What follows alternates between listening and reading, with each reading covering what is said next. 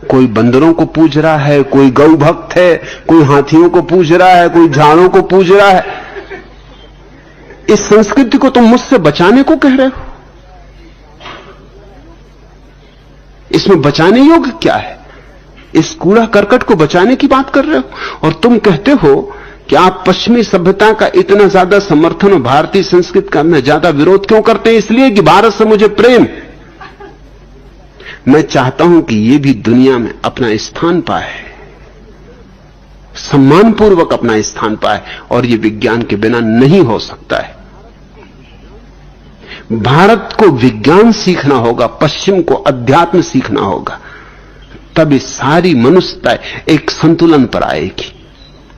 तो पश्चिम के आदमी से मैं कहता हूं अध्यात्म सीखो, और पूरब के आदमी से कहता हूं विज्ञान सीखो। पश्चिम ने बुनियाद रख ली है, मंदिर नहीं बन पाया। हमने मंदिर की कल्पना कर ली, लेकिन बुनियाद ही नहीं। अगर दोनों में से चुनना हो तो मैं पश्चिम को चुनूंगा, क्योंकि पश्चिम ने कम से कम बुनियाद रख ली। बुनियाद प्राथमिक है, बुनियाद रख ली है तो मंदिर भी बन सकता है।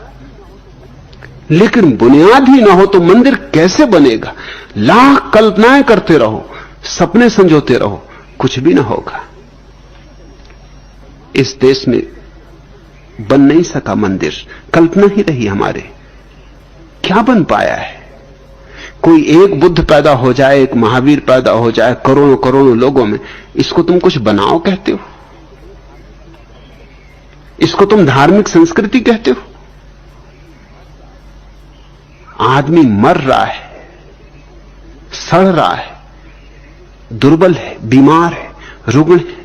दुनिया में सबसे कम हमारी औसत आयु है, सबसे कम हमारी औसत बुद्धि है, सबसे ज्यादा काहिल और सुस्त हम हैं, कामचोर है। इस संस्कृति को तुम बचाने की बात कर रहे हो, और तुम कहते हो कि हमारे महान नैतिक मूल्यों की गरिमा का क्या आप भूल गए? कौन से महान नैतिक मूल्य? किन नैतिक मूल्यों की बात कर रहे हो? महात्मा गांधी राम राज्य की बहुत प्रशंसा करते थे, लेकिन किसी ने भी उनसे नहीं पूछा कि राम राज्य में गुलाम बिकते थे, बाजारों में आदमी बिकता था। क्या खाक मूल्यों की तुम बात कर रहे हो? स्त्रियां बिकती थी बाजारों में, और मजा ये कि स्त्रियां राजे महाराजे ही खरीदते थे सोने, ऋषि मुनि भी खरीदते थे नीलाम में। एक तो स्त्रियों की नीलामी, पुरुषों की नीलामी, और नीलामी में खरीदारों में ऋषि मुनि भी मौजूद होते थे। उपनिषदों में कथा है गाड़ी वाले रैक्व की। वो एक ऋषि थे जो गाड़ी में चलते थे, बैलगाड़ी में चलते थे, तो उनका नाम ही गाड़ी वाले रैक्व हो गया।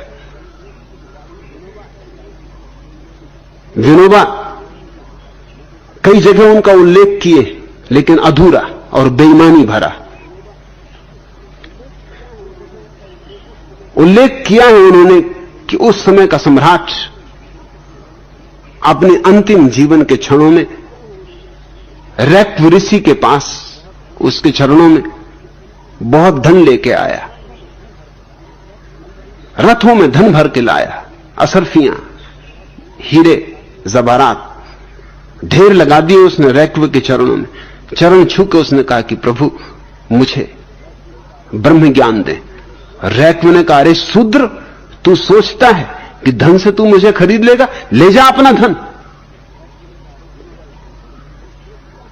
विनोबा इसकी बड़ी प्रशंसा करते हैं कि ये बड़ी अद्भुत बात, इतने धन को हमारे महर्षि ने कह दिया ले जा ये धन, ये मिट्टी से तू सोचता है मुझे खरीद लेगा? इस मिट्टी से ब्रह्म ज्ञान पाना चाहता है?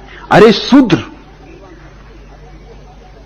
विनोबा का अर्थ यह है कि शूद्र उन्होंने इसलिए कहा कि धन पे तेरी इतनी आस्था है तो तू शूद्र ही है, अभी तुझे कुछ समझ में नहीं आया, ले जा अपना ये सब धन। ऐसे ब्रह्म ज्ञान नहीं मिलता। लेकिन ये कहानी अधूरी है। कहानी जब तक पूरी ना कही जाए बेईमानी। कहानी पूरी यह है कि ऋषि रैक्व और ये सम्राट दोनों ही जब जवान थे तो एक नीलामी में, जहां स्त्रियां, सुंदर स्त्रियां नीलाम हो रही थी, खरीदने गए थे। स्वभाव था रैक्व ने एक सुंदर स्त्री पर दाम लगाए, बहुत दाम लगाए, मगर सम्राट भी उसी को खरीदना चाहता था। अब सम्राट के मुकाबले ऋषि न टिक पाए, क्योंकि धन इतना नहीं था। ऐसे काफी था लेकिन इतना नहीं था, तो मजबूरी में वो स्त्री को छोड़ना पड़ा। सम्राट उस स्त्री को खरीद के ले गया। तब से रैक्व मन में दुश्मनी थी सम्राट के प्रति। फिर वृद्धावस्था में वो सम्राट, वृद्धावस्था में जब मौत करीब आती तो ब्रह्म की स्मृति किसी को भी आने लगती, मौत सभी को डरा देती। वो सम्राट भी घबराया।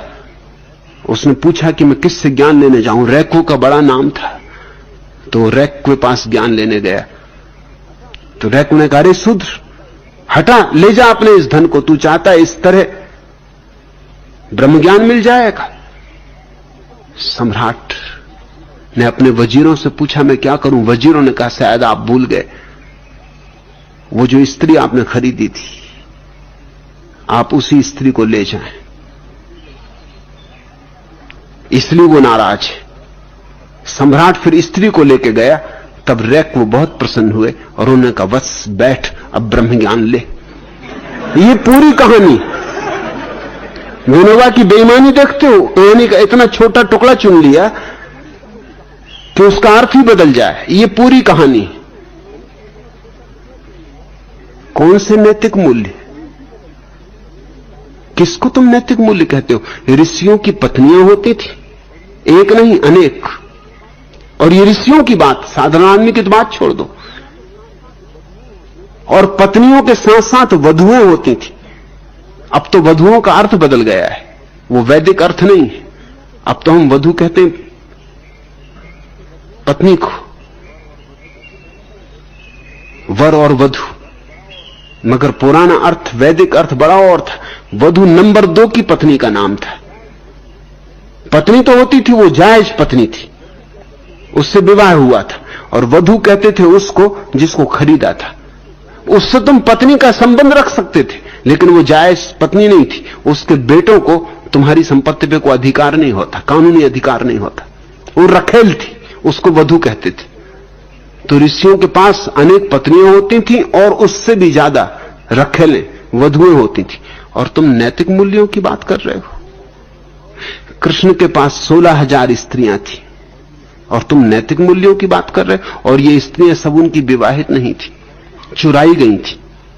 इनमें बहुतों दूसरों की स्त्रियां थी, उनको भगा के ले जाया गया था, उनको जबरदस्ती छीन लिया गया था। तुम किन नैतिक मूल्यों की बात करते हो? तुम्हारे पांडव, एक स्त्री को 5 ने बांट लिया था। एक स्त्री के 5 पति बन बैठे थे, उस स्त्री को वैश्या बना दिया। और फिर इन 5 पांडवों में, जिनमें प्रमुख युधिष्ठिर थे, जिनको तुम धर्मराज कहते हो, धर्मराज कहते हो तो निश्चित ही बड़े नैतिक व्यक्ति को धर्मराज कहते हो, तभी तो। नहीं तो धर्मराज कहने का क्या कारण? महान नैतिकता रही होगी।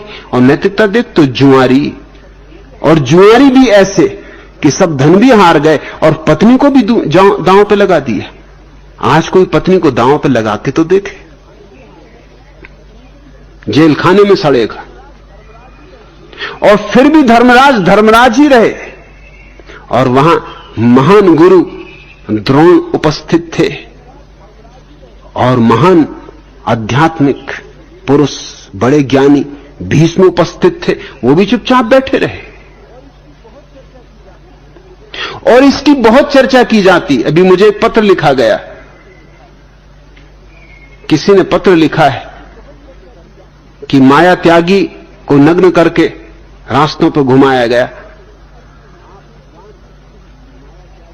आप भगवान हैं तो आपने उसकी रक्षा क्यों नहीं की? कृष्ण ने तो जब द्रौपदी को नंगा किया गया था तो उसकी रक्षा की थी। बात तो बिल्कुल ठीक है, लेकिन फिर मुझे कृष्ण के दूसरे अधिकारी भी चाहिए। एक माया त्यागी को बचाऊंगा, लेकिन अनेक स्त्रियों के कपड़े छीन के कृष्ण झाड़ पर चढ़ बैठे थे, वो भी हक मुझे चाहिए। और कितनी स्त्रियों को माया त्यागी बना दिया था वो तो सोचो। और जिसके कपड़े बचाए थे वो उनकी बहन थी, और जिनके कपड़े छीने थे वो दूसरों की बहनें थी, और 16,000 स्त्रियों को चुरा के ले आए थे, वो भी हक मुझे चाहिए।